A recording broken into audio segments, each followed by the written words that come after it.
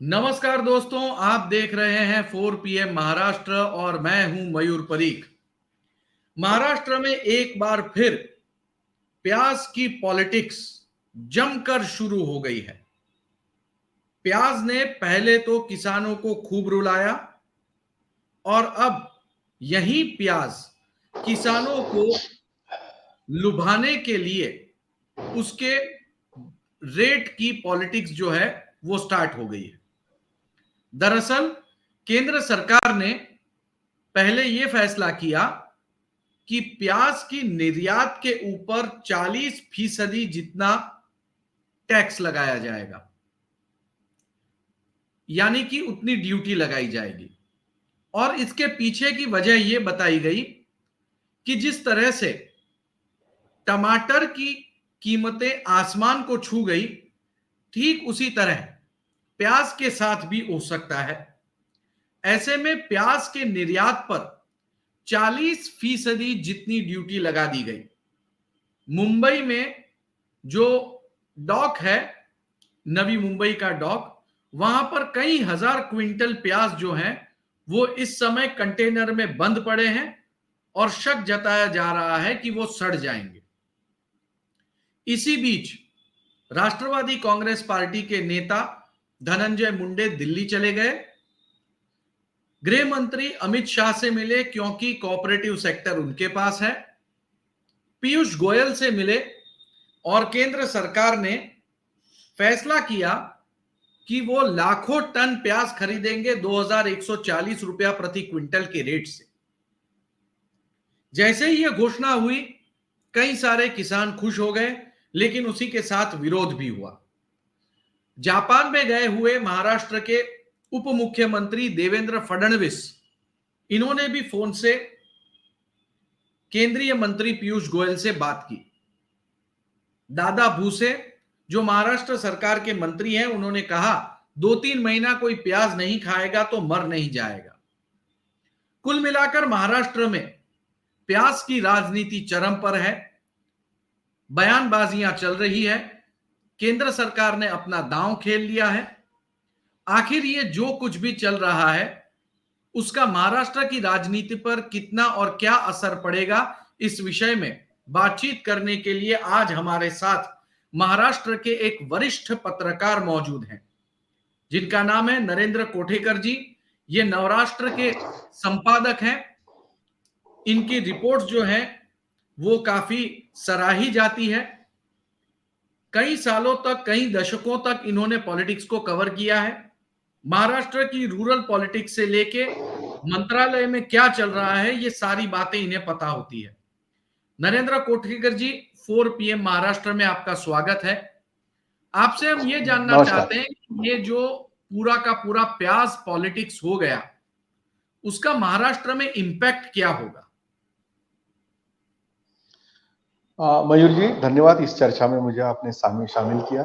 मैं एक बात पहले बता दूं कि प्याज एक ऐसी चीज है जिसने राजनीति पलटी है। इसके पहले भी ये हुआ है।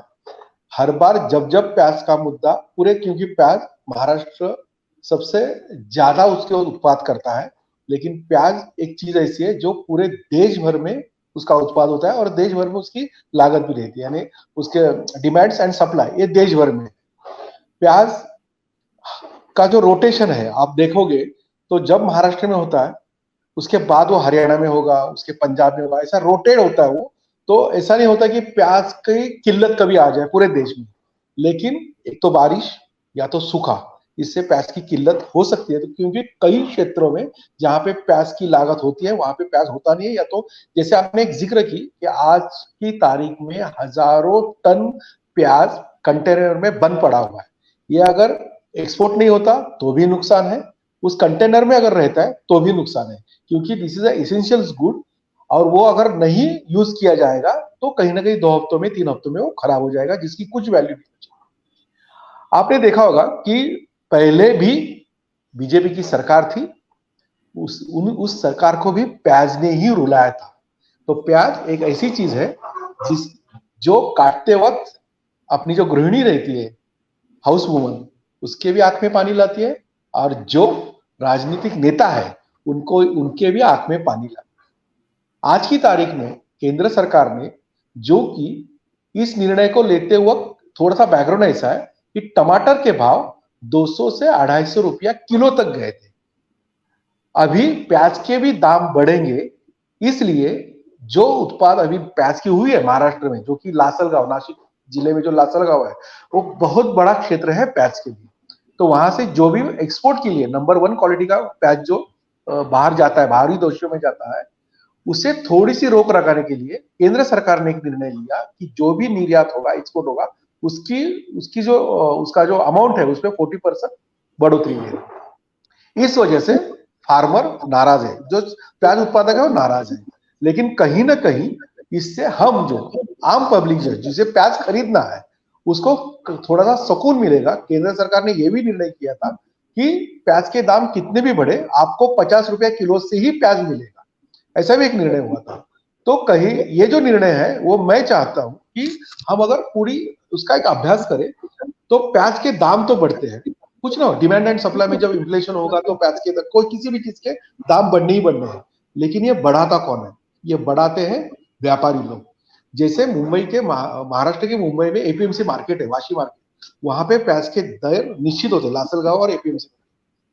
वो जो भी उसका रेट मिलेगा प्याज का, जैसे अभी आज की तारीख में प्याज 40 या 50 रुपए किलो में मिल रहा है, वो जो पैसा है वो फार्मर को कितना मिलता है इसका अंदाजा कोई नहीं लगाता, या तो फिर उसका अभ्यास कोई नहीं करता। आज तक जब जब प्याज की किल्लत इस देश में हुई है, तब तक प्याज के उत्पाद, उसकी डिमांड, उसका सप्लाई, उसको लेके कई समितियां बनी। लेकिन वो समितियां जब तक प्याज के रेट नॉर्मल नहीं होते तब तक ही चर्चा में रहती है। उसके बाद ना, उसको कहते हैं ना कि आप खाना पकाते वक्त प्याज का तड़का लगाओ तो स्वाद आ जाता है, लेकिन ये जो समिति का तड़का है वो अभी तक कभी भी नहीं लगा। ये रियलिटी है। आज तक जो भी गवर्नमेंट रहा, राज्य में रहो या तो केंद्र में रहो, प्याज पे जिस तरह का निर्णय, धोरणात्मक निर्णय, पॉलिसी डिसीजन लेना चाहिए, वो डिसीजन लिया नहीं गया। और इस वजह से आप हर साल देखोगे तो कहीं ना कहीं ये जो प्याज, ये जो कमोडिटी है, उसके भाव या तो बहुत बढ़ते हैं या तो कम हो जाते हैं। जब कम हो जाते हैं तो किल्लत किसानों को होती है, और जब बढ़ते हैं तो जैसे आम पब्लिक को, आप और मैं हूं, उनको हो जाती है। आपने जो जिक्र किया कि प्याज नहीं खाओगे तो कोई मर नहीं जाता, ये बहुत ही असंवेदनशील विधान है। क्योंकि आज हमारे भारत देश, पूरे भारतवर्ष में मुझे नहीं लगता कि 95-98% लोग प्याज का इस्तेमाल करते हैं। कुछ चंद लोग हैं जो प्याज नहीं खाते। यानी प्याज हमारे घर का, हमारे खाने का एक हिस्सा है। उस कमोडिटी को कैसे रूल आउट करना, हम बातें कहां करते हैं? कल बराबर, आज हम बात कर रहे हैं मयूर भाई, 24 घंटों के बाद चांद्रयान 2 चंद्रमा पे लैंड करेगा।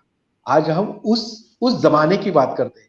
लेकिन आज की तारीख में ड्रोन के हिसाब से कहां प्याज की लागत हो रही है, उसका एक मॉडल तैयार करना, देश भर में कहां प्याज होना चाहिए, इसका मार्गदर्शन फार्मर को करना, यह हुआ है क्या, नहीं हुआ है, इसकी बातें जरूर होती है। जैसे मैंने जिक्र किया कि उसकी समितियां तो गठित होती है, लेकिन उसके बाद जो भी कृषि अधिकारी है, उन्होंने आज तक जितना भी अभ्यास किया है, उस अभ्यास का क्या हुआ, इस पे हमें सोचना चाहिए। आज देखिए ना, आज जापान से एक बयान आ रहा है कि उन्होंने पीयूष गोयल जी से बात की और ये प्याज के मामले में होगा। तो अपने कृषि मंत्री धनंजय मुंडे जी पीयूष गोयल से मिले, प्याज के मामले में निर्णय हुआ। आज सीएम एकनाथ शिंदे जी, डीसीएम अजित पवार जी, उन्होंने एक प्रेस कॉन्फ्रेंस की सह्याद्री में और कहा कि नहीं, प्याज के बारे, दर के बारे में हमने निर्णय लिया। निर्णय आज की तारीख में, लेकिन ये परिस्थिति निर्माण न हो, इसलिए सरकार ने क्या करना चाहिए था, इस पे कभी भी अमल। कोटेकर जी, मेरा एक सवाल है, सॉरी आपको काटना चाहूंगा। नहीं, कहिए। ये प्याज के रेट को लेकर पता नहीं क्यों ये प्याज में कुछ काला है, ऐसा मुझे लगता है। और ऐसा इसलिए लगता है, जब तक राष्ट्रवादी कांग्रेस पार्टी विपक्ष में थी, तब तक इस प्याज को इतने रेट गिराए गए कि वो मारा मारा फिरने लगा, 1 रुपया किलो, 2 रुपया किलो, जब तक एनसीपी विपक्ष में थी। और केसीआर राव ने घोषित किया कि मैं 2000 रुपया प्रति क्विंटल से खरीदूंगा, आप मेरे पास आइए जी। और जब एनसीपी सत्ता में आ गई तो प्याज के एक्सपोर्ट पर काबू रखा ताकि रेट न बढ़े, लेकिन 2140 के रेट से केंद्र सरकार खरीदेगी ताकि अब की बार व्यापारियों को और किसानों को लाभ हो। आपको ये पॉलिटिक्स नहीं दिखता? बिल्कुल पॉलिटिक्स है। इसका एक सेंटेंस में अगर उत्तर देना चाहूं तो वो है, आप महाराष्ट्र का अभ्यास आप भी करते हैं, महाराष्ट्र के पॉलिटिक्स का, महाराष्ट्र रीजन का, जितने भी मार्केट कमिटीज है वो सब मार्केट कमिटीज किसके अंडर आती है? 95% एनसीपी के अंडर आती है। आपने जो बात की ना कि जब विपक्ष में हो तो प्याज के दामों का अलग चित्र दिखाया जाता है, जब वो सरकार में आते हैं तो प्याज का वो कहीं तो मैंने वो जो पहले मेरे बातों में जो जिक्र किया कि कहीं ना कहीं फार्मर को पैसे मिलते हैं क्या? नहीं मिलते। ये जो मार्केट कमिटीज के जो मेंबर्स है वही लोग हमेशा अपने फायदे के लिए ये मार्केट का रेट तय करते हैं। आज की तारीख में अगर 3-4 दिन आप जो भी बातें ट्रोल हो रही है प्याज को लेके, कुछ लोग ये भी बोल रहे हैं कि वो जो मार्केट ट्रेडर है, यानी जिसको अपन अड़ते बोलते हैं मराठी में, व्यापारी, वो इंसान नहीं है क्या? वो 2 पैसा नहीं कमाएंगे? जो फार्मर अपने प्याज के 1 एकड़ में, समझो पूरी लागत के साथ 1 एकड़ में अच्छी तरह अगर वो ग्रो आ जाए तो 60 क्विंटल यानी 6000 किलो कांदा आ जाता है। उसकी जितनी लागत है 6000 किलो कांदा लगने के लिए, उसकी मेहनत, उसका बीज, उसका खाद, इसके लिए जो पैसा लगता है वो पैसा भी कई बार नहीं निकला है। हम मीडिया में है, मैं और आपने ये कई बार ऐसी न्यूज की है कि जितनी लागत हुई उतना तो पैसा नहीं मिला, ऊपर से फार्मर को अपने जेब से 200-900 रुपया दे के खाली हाथ खाली गाड़ी लेके अपने घर पे वापिस जाना पड़ा। यानी जो आदमी 50-60 हजार रुपए का कांदा मार्केट में लाता है, उसे उसका पैसा कुछ भी नहीं मिलता, ऊपर से ढुआई ये वो खर्चा लेके उसको 1000-2000 रुपए देना पड़ता है। तो ये जो पॉलिटिक्स है ना कांदे की, एक तो इन्फ्लेशन गैप है सर।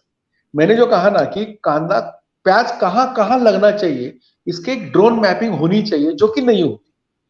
जैसे मार्केट आज की तारीख में 3 महीने ही अच्छा कांदा महाराष्ट्र में आता है, लेकिन वही 3 महीना गुजरात और के क्षेत्र में आता है, वही 3 महीना कहीं ना कहीं आपको आप देखेंगे तो